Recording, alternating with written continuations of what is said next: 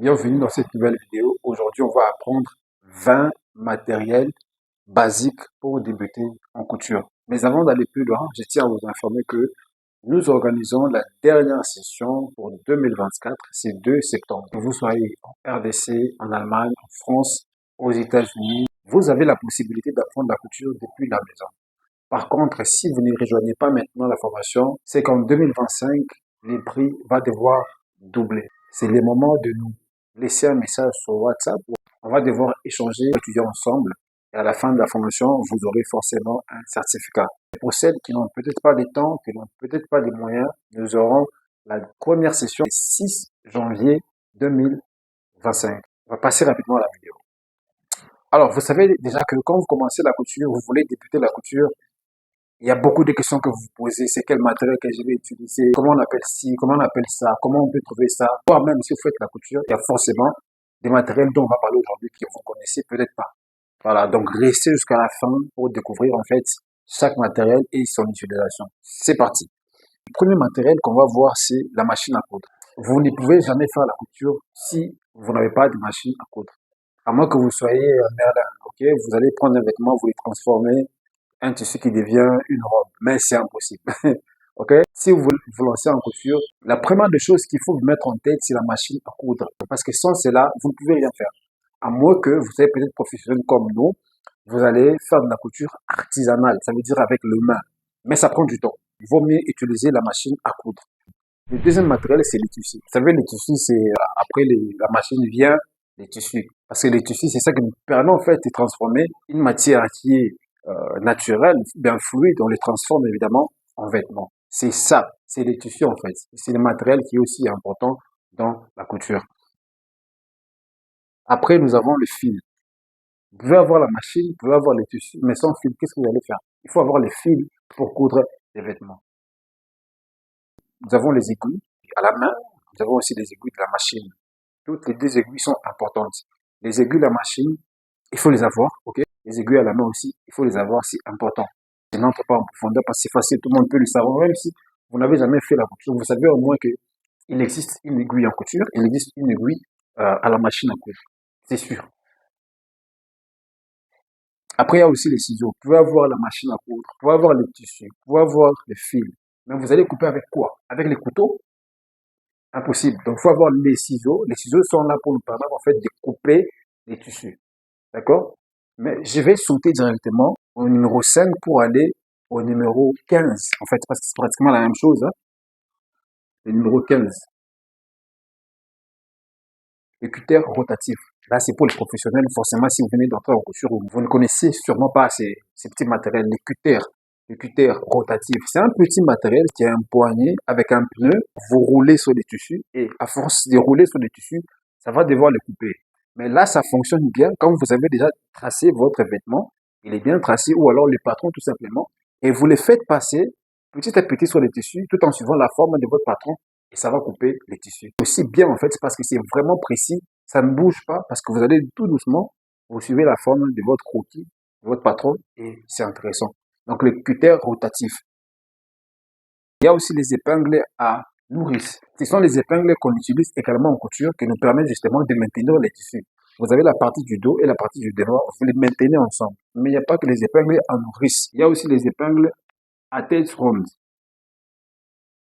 C'est les genres d'épingles qui sont souvent utilisés pour l'assemblage des vêtements. Je vous recommande beaucoup plus les épingles à tête ronde. C'est facile de trouver et puis c'est facile de pouvoir les manipuler. Le mètre ruban nous permet justement de mesurer d'abord le mannequin ou alors la personne qui veut porter un vêtement. On mesure le col, on mesure la manche. Et après, ça nous permet aussi de mesurer sur le tissu. Après avoir fait les calculs, on aura besoin de mètre ruban pour continuer en fait ce travail. Voilà. Le mètre ruban est très nécessaire. Le mètre ruban peut également être remplacé par une règle ou bien une latte. D'accord? Ça peut être remplacé seulement lors du travail sur les patrons, des tracés au tableau ou alors sur le tissu directement. Mais quand on prend les mesures, on va utiliser que les matériaux. Donc, les deux matériels peuvent de temps en temps se compléter. Voilà. Quand vous faites des tracés sur un tableau, vous allez utiliser la craie.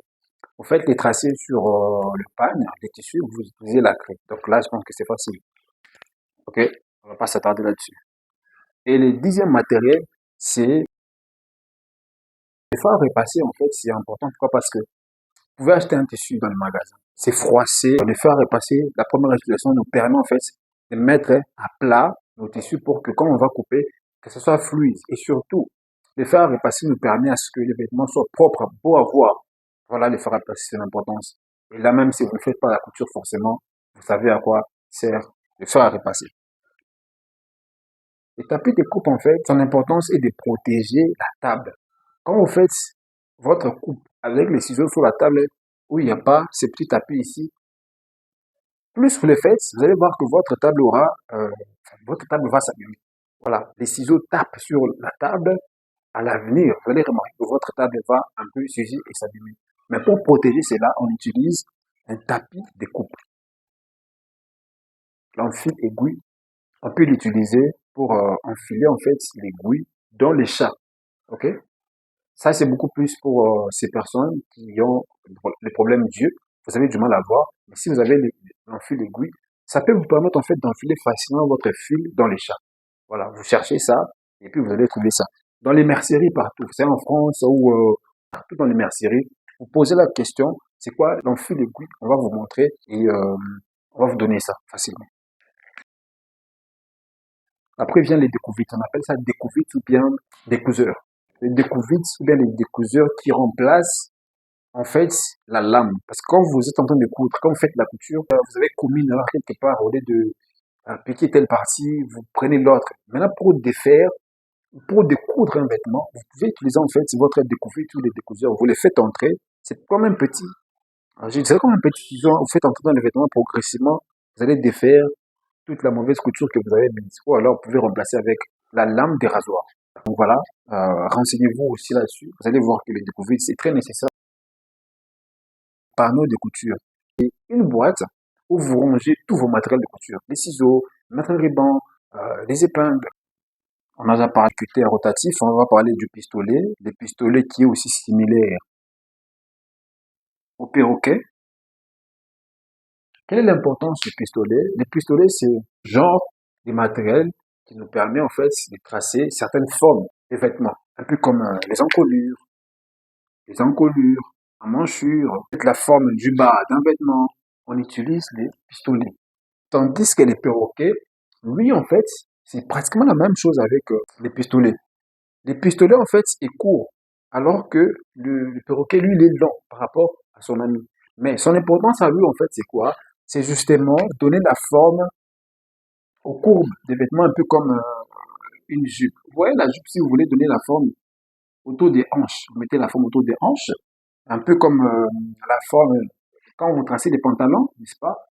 Vous voulez tracer le pantalon. Ici, à côté, au niveau du sous-bras, vous allez mettre la forme avec des perroquets ou alors à l'intérieur, au niveau de la fourche, là, vous allez mettre la forme avec des perroquets ou alors dans les entrejambes, là, la forme qu'on met au pantalon, c'est à l'aide d'un perroquet. Très nécessaire. Il est très important donc à l'avoir quand vous venez de commencer la couture. Même quand vous faites déjà la couture, vous pouvez utiliser des perroquets. Mais moi, je dis toujours à mes élèves que, au cas où vous n'avez pas les pistolets et les perroquets, vous avez les meilleurs matériels pour faire des formes de vêtements, c'est les mains. Ok, moi, je n'ai pas de pistolets, je n'ai pas de perroquets, j'utilise que les mains. Meilleur matériel qui coûte moins cher, je l'ai partout, je dors avec la main. Voilà. Plus vous faites avec la main, vous allez vous habituer et ça sera facile pour vous.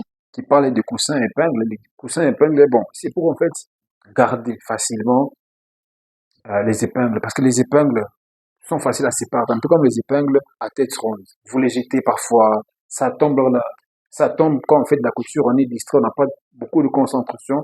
Donc si on peut avoir même un petit coussin, un oiseau, un animal, vous mettez là-bas les effinettes. Si vous n'avez pas les coussins, j'allais dire, vous n'avez pas les coussins ou un petit chiffon, vous pouvez chercher un aimant. Ok? Un aimant comme ça peut facilement vous permettre de ramasser vos épingles ou alors les conserver.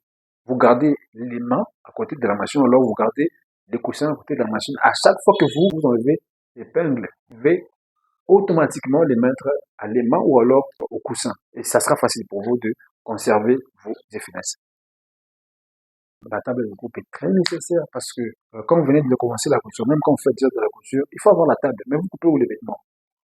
Ok? Il faut avoir la table. Si vous faites par exemple la couture à la maison, ben, la table même du salon là, vous pouvez l'utiliser comme la table de coupe. Mais il y a aussi des vêtements qui demandent de couper en fait par terre parce qu'il n'y a pas toujours de grandes tables. Ok? Tout le monde n'a pas toujours de grandes tables. Donc, vous pouvez faire la coupe par terre. Mais la coupe par terre, c'est fatigant, beaucoup de positions. Mais alors que quand vous faites la coupe sur la table, c'est facile. Vous êtes debout ou alors vous êtes assis. Voilà. Donc, il faut avoir la table de coupe.